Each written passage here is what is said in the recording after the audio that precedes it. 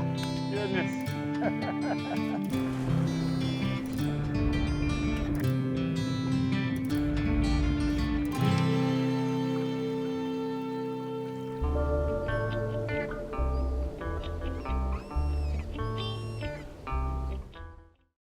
This week we're staying in Key Biscayne. We're looking for tarpon and bonefish on Miami Beach and Biscayne Bay. Miami Beach, I mean, what can you say? A giant metropolis, but it amazes me every time we come here, we catch fish. You know, you think it's so populated that it's gonna have such fishing pressure, but this place never disappoints. You know, Miami Beach is known as, you know, pretty popular tourist destination. Whether inshore or offshore, it has a great fishery as well. So most people think of the beaches to come here and vacation. You know, when I think of Miami Beach, I think of fishing and I think of tarpon and bonefish. Morning, Carl. Good morning, George. How are you? Good, buddy. Good to see you. Let's do this. Yeah, let's get going. Morning. This isn't our first trip to Miami to film. We've done a pelagic show here, and you know, the offshore waters are incredible here. The sail fishing this time of the year, the dolphin fishing is really good. One of the things we haven't done down here is, you know, fished Biscayne Bay. And this is a vast body of water, and it's got a great fishery, you know, bonefish and trout and snook. This place is definitely world class. This week we're fishing with Carl Ball, and this guy has a ton of experience. He's been fishing this area for over 20 years, born and raised in Florida, and he really has this area dialed in. All right, first thing this morning, Key Biscayne going out of Carl Ball. What do you got going for us today? What are you thinking? Well, I'm thinking we're going to run up to the beach, up to Miami Beach, and look and see if there's some tarpon up there. It's been pretty good lately, so hopefully this cold weather didn't run them off. The water temperature's dropped about 4 degrees or so is all, so I got my fingers crossed that they're still going to be there. You know, it's crazy down here. Giant metropolis, Miami Beach is right here, the giant skyline. Then you have, you know, a stone's throw away, beautiful national park, and you know, it always amazes me every time I come down here.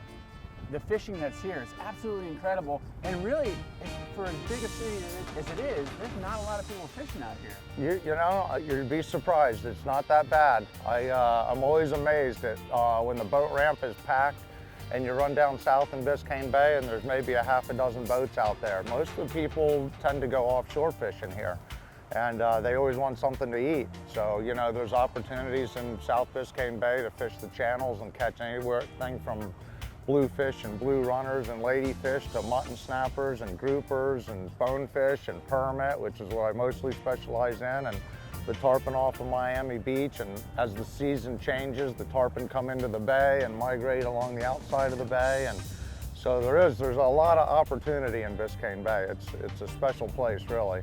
Our plan is to get out on the beach and look for tarpon. Hopefully we can find them out on the beach. If not, we may move into the bridges, look on the bridges for tarpon, and then I want to have my shot at a bonefish. So we're just sitting out here off South Beach, just going down the beach looking for some tarpon and just throw the fish that mark them, or yeah, we're going to look for them on the recorder. Obviously, we want to keep an eye out, see if we see any rolling. You know, there's some key areas that I look in to see if they're there. So yeah, we're just going to kind of ride around for a little while, see if we mark any fish, and then we'll start trying to get them. Well, there's a pretty good groundswell going on out here. It is a pretty good swell. Going by Government Cut in the morning, wow, I mean, you could see what these cold fronts have done. They've sent a swell to Miami. Doesn't happen often down here in South Beach, but this place is just pumping with waves this morning. We're a little concerned that it's going to churn the water up and make the tarpon hard to find.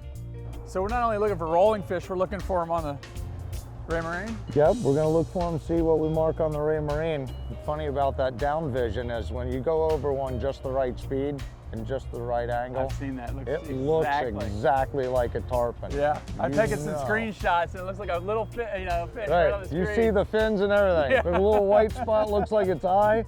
It's incredible. Yeah, it's amazing what they've done. And we got this, the side vision going. And the side vision going. That's pretty nice. I haven't used that yet, but that looks like it's going to be pretty handy. So how do you normally fish them? Shrimp's the big thing. The shrimp runs go on. You're fishing artificial shrimp. We have these Savage gears, and they're just going to chuck them out there? Yeah, no, I mean, they do. They like shrimp a lot. I mean, obviously, that's the big thing to get them on. Get some jumbo shrimp and get them down there to the fish. Crabs work. You know, this time of the year, they're mostly targeting on the shrimp. Okay. As the season goes on, they start biting the crabs a little bit better. And then obviously when the mullet run starts in, you know, March and April, the mullet are a lot of fun, and you can catch them on mullet out here. You can catch them on just about anything. Artificial lures, I use a lot of artificial lures just because it's easy and it keeps the bait in the water the whole time. You're not re-rigging constantly. So you want it heavy enough to get down there though? So we need it a little bit heavy enough to get down there. So that's good that we're gonna put a little bit of that extra lead on here. Okay. Because we want to swim them, you know, down in their zone. We don't want it below them. So if they're in 20 feet of water, we want it in like 15 feet of water, so that it just, tarpon are more surface feeding, or they feed up. So they like to come in from behind the bait or the lure and grab it from behind. So if I get the bite, what am I going to do? Just reel as hard as you can. Keep your rod pointed at your line, and when you feel it, they bite it one time. It's not a nibble, it's a bite. Clear the gills. Suck it in, and that's it. And if you just reel as fast as you can, it'll give it a second for him to close his lips and kind of turn off a little bit. Gotcha. We saw some fish, but not really what Carl was hoping for. Singles here and there, one fish, maybe two fish rolling, but you know, it's not looking good. We gave it some drifts, no bites, so we decided to make a move, head over to the bridge. Real-Time Florida Sportsman is brought to you by Mercury Marine, #1 on the water.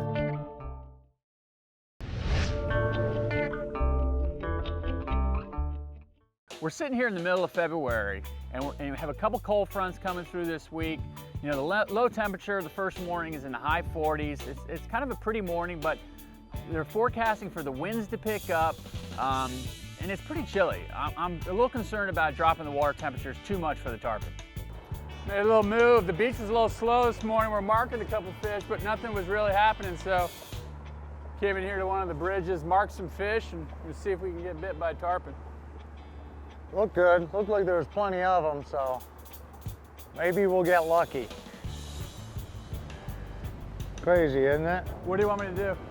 Just keep going. Yeah, we'll have to get out from on top of them probably. Want me to fall back through or go? No, just stay up. Oh, there we go. Fish on. Got him? Got him. Nice fish! Fish on. Tell me where you want me to go. Get ready to go around that piling. Nice fish, Carl. You marked them right there, right on top of them. Believe that? Do it up current. Keep us away from the bridge if you can. Just keep going.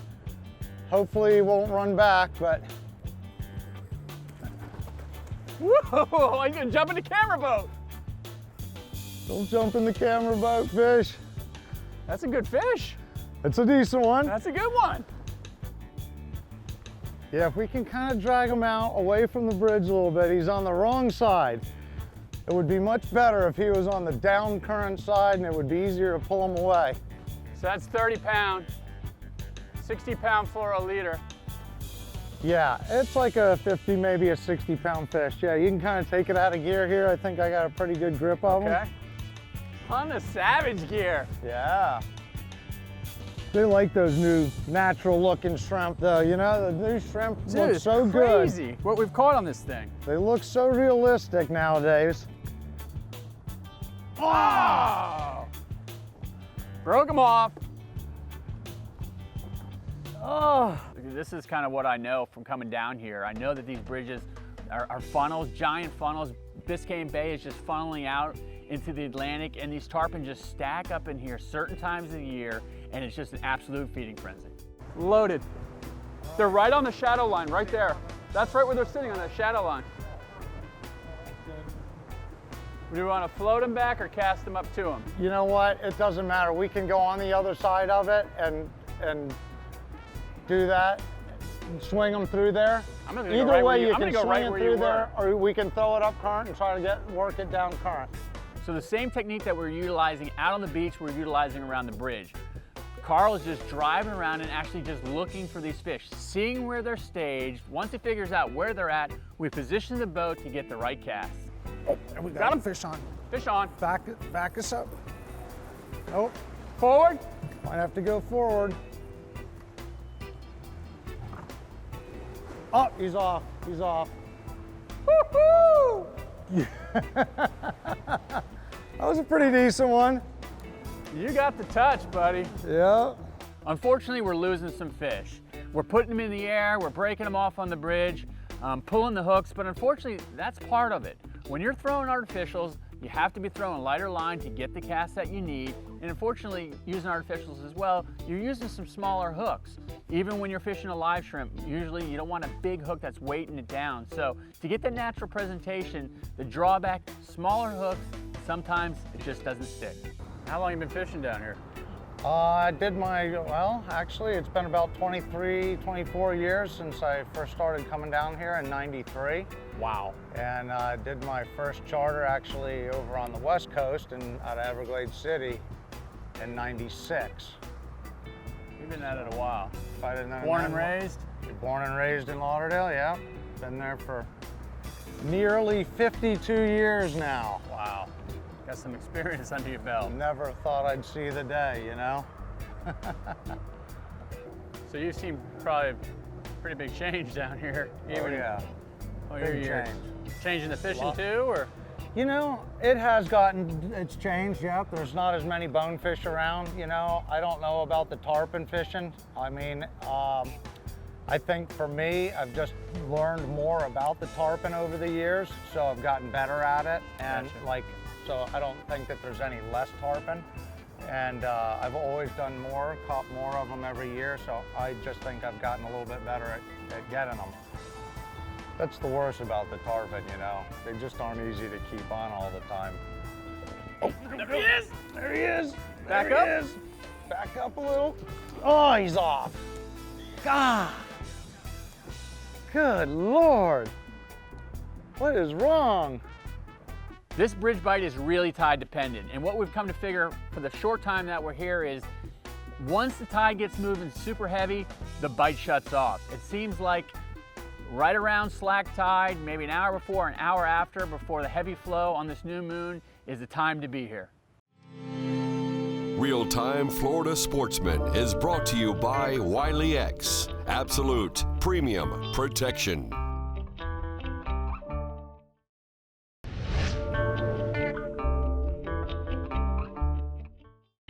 So the tide's really flowing out now, and it's getting difficult to fish. I don't think we're getting the presentation that we need with the bait for the tarpon. Carl says, let's switch gears. This is a perfect tide to catch a bonefish. What do you think? Tide's ripping a little too hard? Go look for a bonefish? Yeah, I think so. I think it's time to make a change. Tide's cranking. We haven't had any luck in a little bit, so let's go try a little bit of bonefish while we got some tide. So we got a couple hours out going. Good chance we can just pull over here and get a couple of those, and maybe we get your first bonefish. Yeah, that'd be nice. That'd make you happy, huh? Bonefish, so the silver ghosts of the flats. I've never caught one. It's one of those targets that people travel all over the world to target these things. They're known for their extremely quick runs, and I'm excited to give it a try. So we're just sitting here in one of these passes. Exactly, we're just sitting out in front of the channel. We've got the tide kind of flowing off across the flat, and it's going kind of out ocean side. So there's some bonefish that hang out in this area, and hopefully we'll chum them up and get them biting. So we'll just have to put our time in a little bit, and maybe it won't take as long as we think. You know, traditionally, most of the guys are fly fishing for these, and I was hoping to have an opportunity to do that as well, but winds at, 15 to 20 mile an hour, dirty water, it just does not make for sight casting conditions. So we decided to kind of, make it a little bit easier, chum some areas up, throw some shrimp out, and just hope to get one on the line. Oh, give me a rod, come on, get tight, son, get him. Oh, there's that That's run a you're bone. talking about. That's a bone. Real distinct tail snap. You hear that?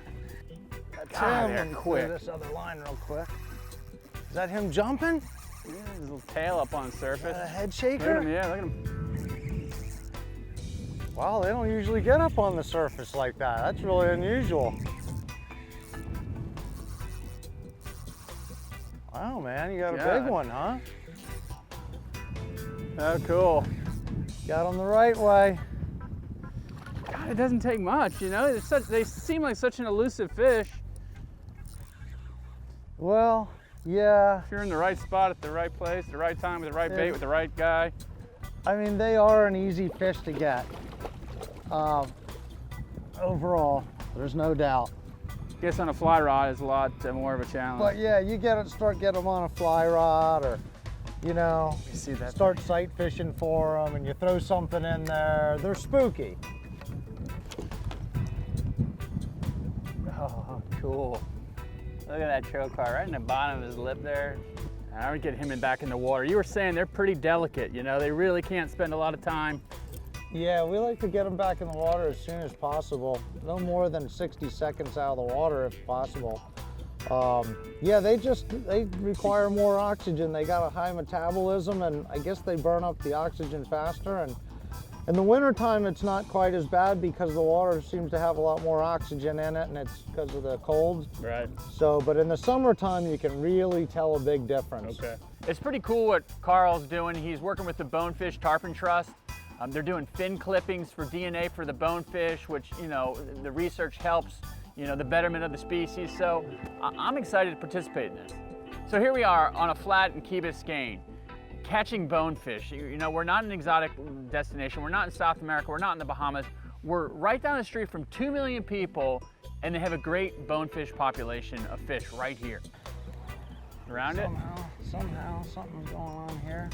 Oh, you got, What do we got here? We got tangled though. we got a little tangle and It's like a double header. look at that. How cool is that? Nice. He's pulling drag on my reel and you got him hooked. Now, is this a typical size for around here? Yeah. Or they get pretty big? You know, they are about this size. I've catched some big ones though. Look at the little blue on his tips of his wings Yeah, there. They God, really are beautiful fish, huh? how cool Blue is that? colors, and you can see how the color of them, how you can imagine. I mean, hard he's to see. already blending into the color of the water here today. Wow. So you can imagine that's about the colors they stay and blend right into the grass. That is so neat. And a couple hundred yards away, we jump 4 tarpon off, and we just pull right out here and catch a bonefish. Isn't that crazy? That's insane. Miami. How cool is that fish? So what do you think? Should we let this guy go? Yeah, let's let him It get looks back in like there. he might be a little, wanting a little air. People think they have to go to destinations, you know, exotic destinations, the Bahamas, but really right down here in lower Florida, down in, you know, Biscayne Bay, the Florida Keys, has a great bonefish population. It's been a great day, you know, to hook as many fish as we did, land those other species, but, you know, we get back to the boat ramp, we're loading the boats, loading the camera boat back on the trailer, you know, and Carl and I are talking, and we're both ticked off. You know, we're looking at each other, we know. We got to get back out the next morning and get our hands on a tarpon. Real-Time Florida Sportsman is brought to you by Penn. Let the battle begin.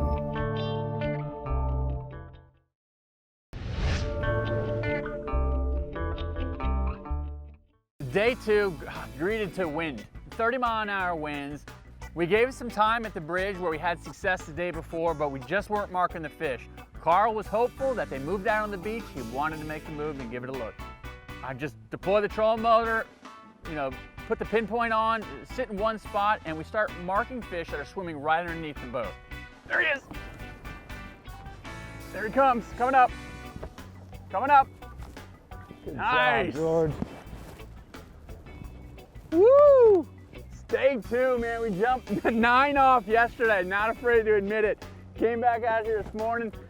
God, it's blowing 25 out of the west. Set back up on the beach. I was sitting there. We were marking those fish below us, and I had a weight on that hook. I took that weight off and just free-lined it out there as soon as I did. As soon as the fresh He shrimp ate it went down. right away. God, you know, you wouldn't think you could just sit in one spot like that, but we were sat there, and those fish were just streaming. Swimming under the boat, weren't they? You figure they got to eat something sooner or later. God. You said right on the edge of that reef line, and we Yeah. pinpointed it down there with the motor guide, and that was all that it took to float a shrimp down to him. You know, some guys don't think so, but you know, I tend to believe that if you pull against the direction they're swimming, so whatever way they're going, you pull the opposite direction. Yep. It's got to put a little more pressure on them, and it's got to tire them out a little bit more. Here he is. There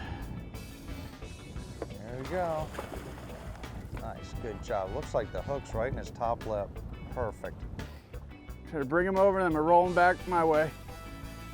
Nice one. Look where that hook is. Yep, they don't like it. Just when you think you got them whooped. I guess he thought I needed a shower. You get you a little Got bit? me a little wet. There he goes. That's good. That was a good release. Yep. He was over it, wasn't he? Good job, George. You Finally! got one, man. Nice. Thank you so much, Carl. That was awesome. Wow. was Finally. pretty work. It was great to get back down to Miami with Carl Ball. You know, he put us on a ton of fish. It was a great experience. But again, this is just one small piece of what Miami has to offer. Incredible fishery, you know, incredible beaches, incredible nightlife. There's so much to do here. It's an unbelievable destination. Oh, Blaming it on the shrimp. dude. Some days they want a certain shrimp. They don't want the one I was using right now. How's that for a shower? Guess he thought I was a little dirty and stinky, huh? Sheep's head. Ah! Wow. We're fishing now. Oh, he came off. Unbelievable. God, we can't keep anything stuck. Yes, anything at all. Can you believe